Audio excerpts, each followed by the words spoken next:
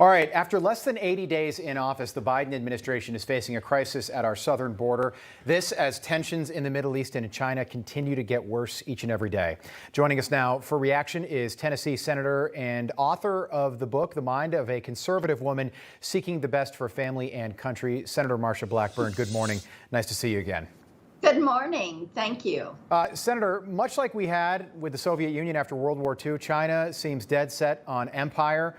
If this continues to escalate and go down the path it's going on right now, particularly with Taiwan, how confident are you that Joe Biden is the right guy to lead us if a crisis does happen?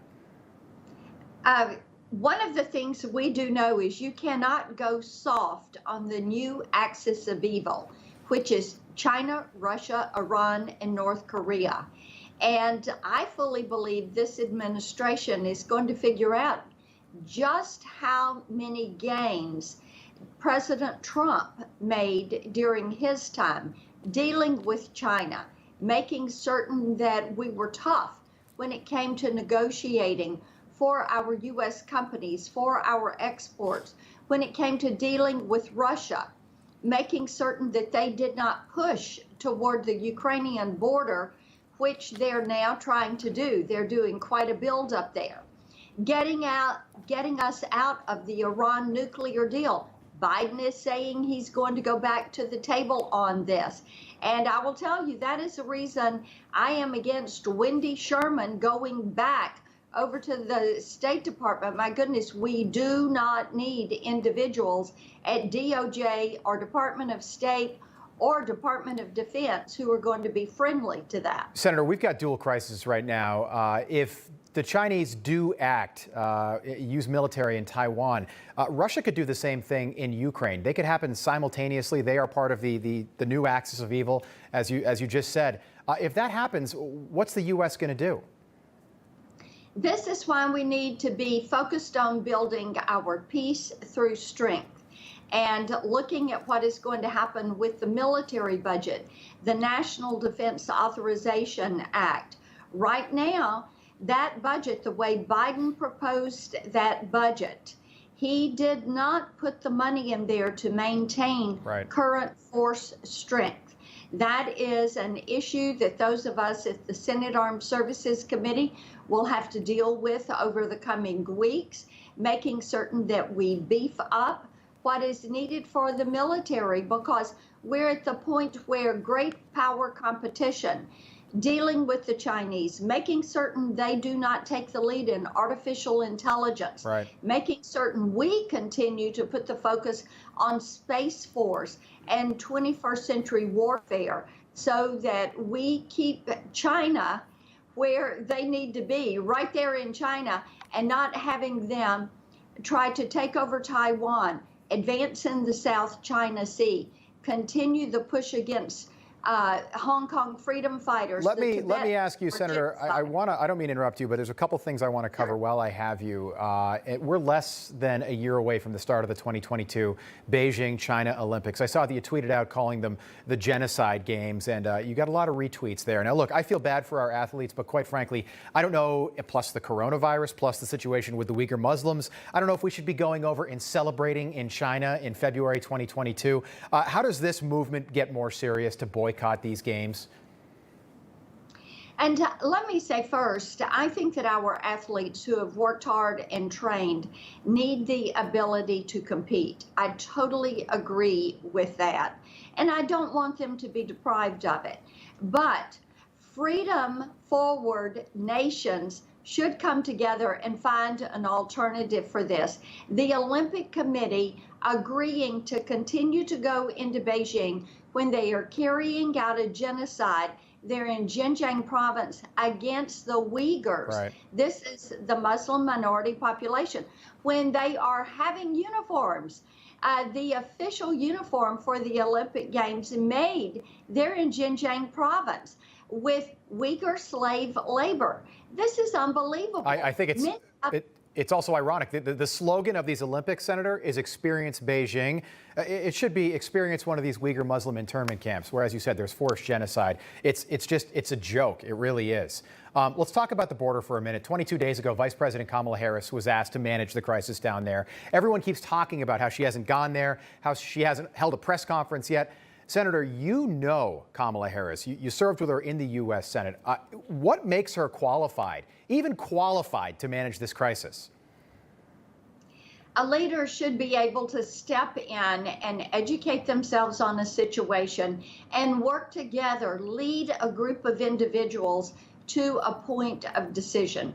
That is what leadership is. And it is just really unfortunate that in this time when there is such a crisis at the southern border, whether it is a county mayor, a county sheriff, people that own property on the border, or some of our sheriffs around the country, where every town's becoming a border town and every state a border state because of the influx of illegal immigrants into this country.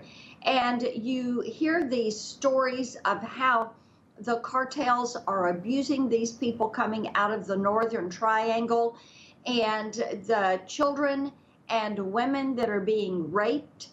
And as they are making this journey, this is a humanitarian crisis. It is a border crisis, a national security crisis. It is indeed, we're seeing our communities flooded with meth and fentanyl. The numbers are ticking up on our city streets across this country. They have to get their arms around this. I have introduced the Migrant Protection Protocols, which is the Remain in Mexico policy that President Trump had. We're going to try to move that in the Senate. Building a wall would help. Going back to building that wall would help. Putting these protection protocols back in place would help. Ending Senator, catch release, that would help. Yeah, it's a self-inflicted crisis that spiraled completely out of control. And I know you were down there. So many lawmakers on the other side of the aisle have not visited. So we appreciate you visiting us and telling us what it was like down there, because the media is not allowed either. Tennessee Senator Marsha Blackburn, thank you so much for being with us. Look forward to seeing you again soon. Good to be with you. Thank you. Police officer Kimberly Potter, 48 years old. She is the one that fatally shot Daunte Wright. She resigned. The chief of police resigned. The prosecutor there says that charges could be filed.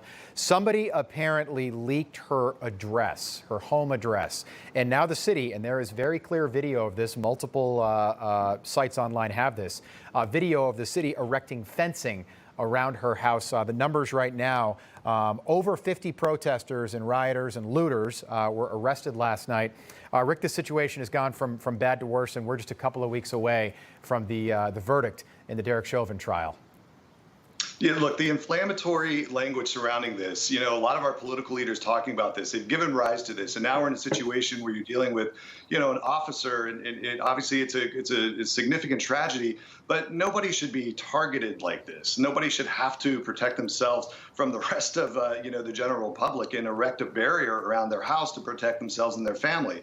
And this is the heightened rhetoric, and this is where it's led to. So it's really unfortunate to see this happen. And yeah, I believe it's a powder keg. And I know we talked about it earlier, but I want to believe Mark's position's right, but I'm afraid that the protest, the violence, and everything that's escalated is going to continue to do so, and it's going to create a much more intensified environment that's going to lead to more violence. Mark, a quick soundbite, then I want to get some reaction. Jen Psaki at the White House says they are preparing the city of Minneapolis and I'm sure Brooklyn Center and the surrounding areas for violence. Take a listen.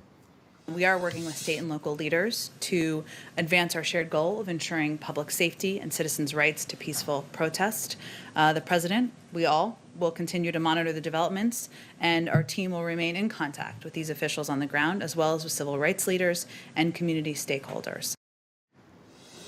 I just think, Mark, that we could see more rioting in cities across the country. Do you agree?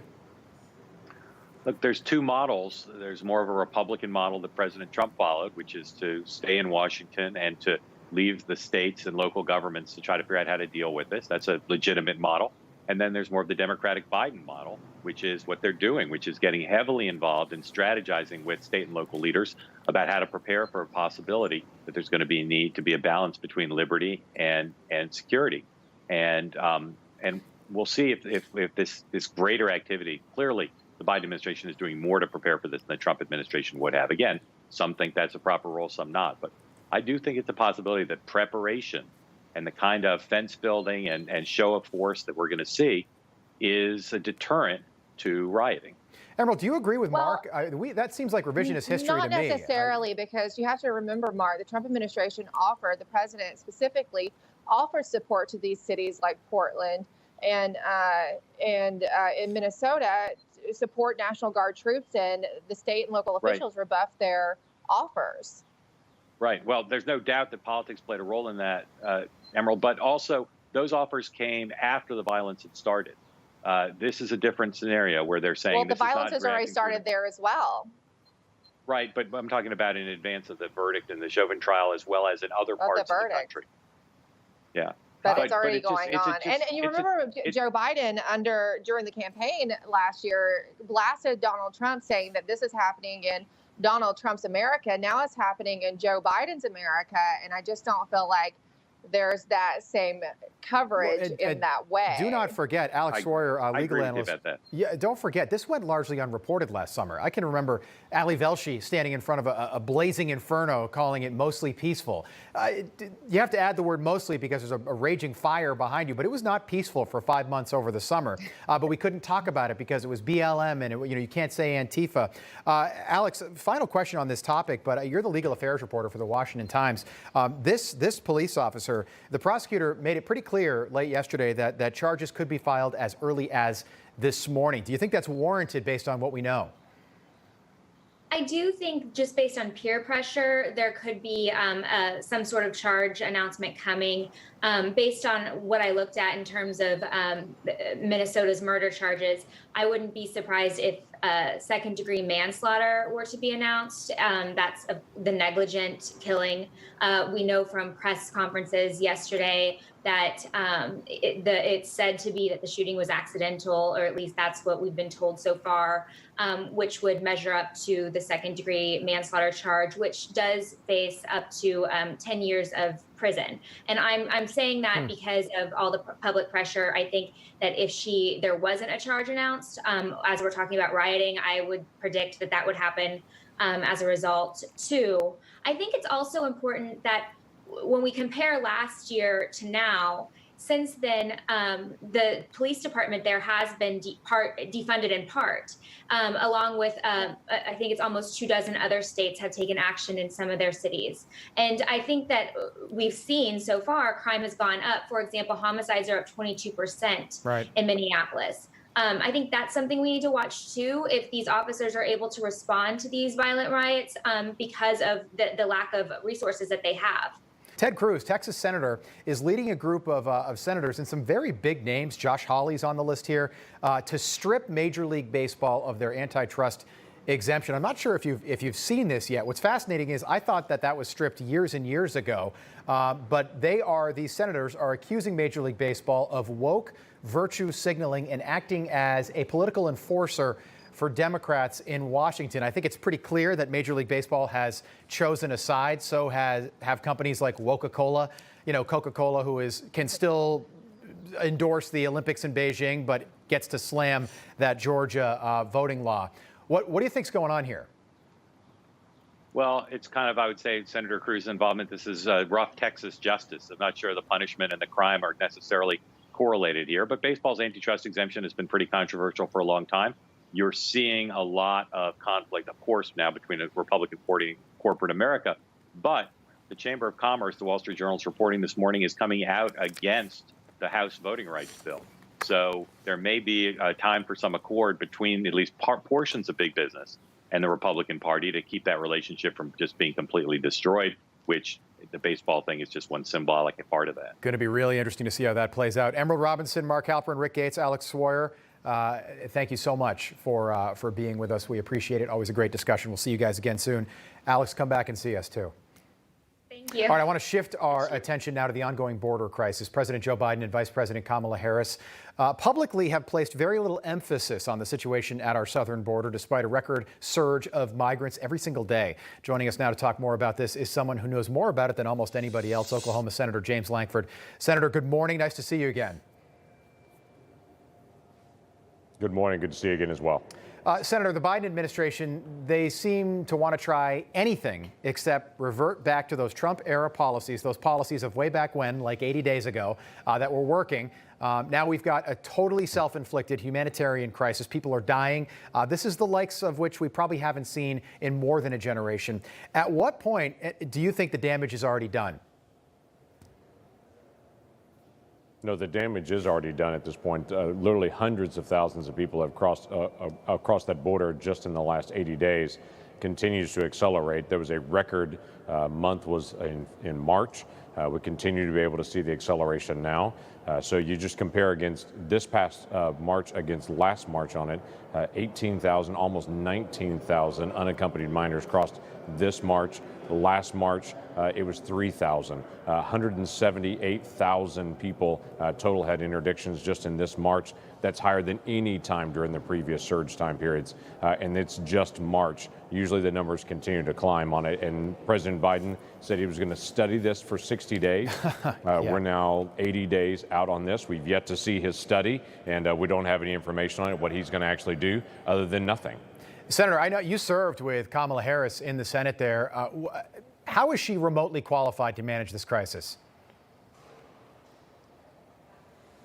I have to tell you, it's very disappointing when they actually selected Kamala Harris to be the one to be able to do border immigration. I was in multiple hearings with her. We both serve on Homeland Security Committee together, so I saw her interacting on the issues of Homeland Security. She was the one that was outspoken, saying they're putting babies in cages during 2019, when there were far fewer people that were actually being detained in 2019 than there are now.